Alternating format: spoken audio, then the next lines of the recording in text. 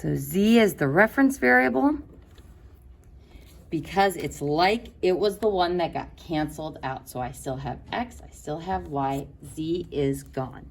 So what this tells me is we are going to write an expression for x and y in terms of z, that reference variable.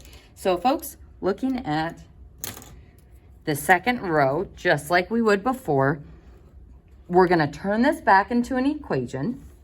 So 0x plus 1y minus 3z equals 2. So we want to solve this for y in terms of z. So what can we do to get that y all by itself? Add the 3z over. So y equals 3z plus 2. So I have an expression for y in terms of that reference variable z. So we're not getting an exact value for y, but we're getting a way to describe it so that I could generate a solution to the system. Now we move up to our next row, trying to write an equation for this in terms of z. So x plus 0y plus z equals 3. How do I solve for x? I'm going to subtract z from both sides. So x is equal to negative z plus 3. Could you have 3 minus z? Absolutely. Doesn't matter the order of those. Typically, I go in the x, y, z constant order, but it certainly doesn't matter. My math lab doesn't care either. So now I have an expression for x in terms of that reference variable, z. So to write our coordinate solution for this, the fun part, in our x slot of our coordinate, we're going to write negative z plus 3. So this is my expression representing x. In my y slot of the coordinate, we'll have 3z plus 2.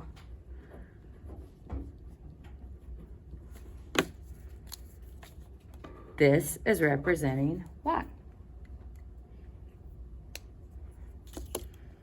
And then what do we have representing z?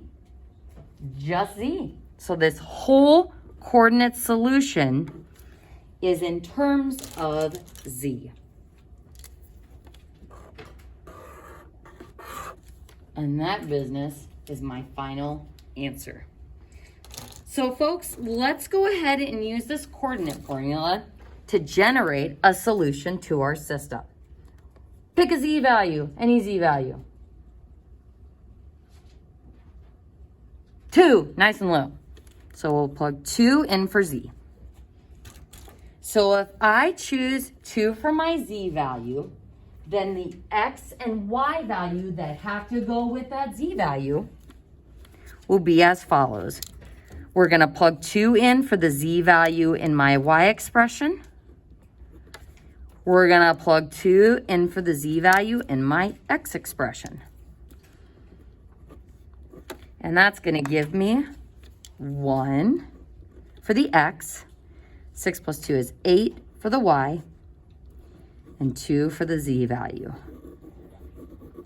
Now this is just one possible solution, but what's nice about this is we can take this solution and plug it back into all 3 equations to make sure that this works.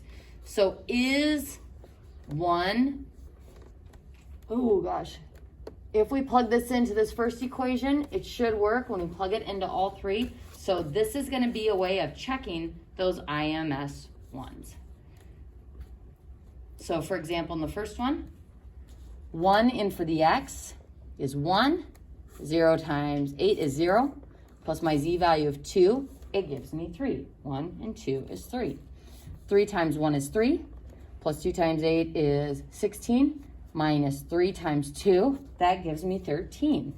Negative 2 times my x value of 1 minus 8 plus that z value of 2 gives me negative 8. So it works in all three equations. So I have a way of checking those IMS solutions.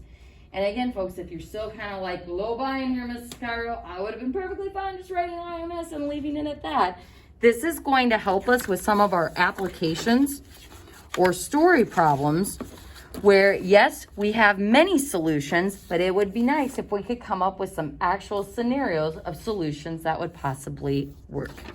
Folks, we're going to go ahead and break there before we go for lunch, but just FYI, you can cross off page 9. We are not going to do these X, Y, Z, W problems.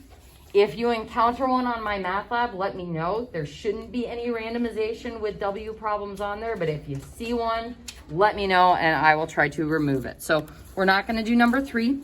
We're not going to do number 4. And number 5 is just gross. We're not going to do that one either. So after lunch, we'll be reviewing how to do reduced row echelon form using our calculator, and we'll start diving into some story problem applications.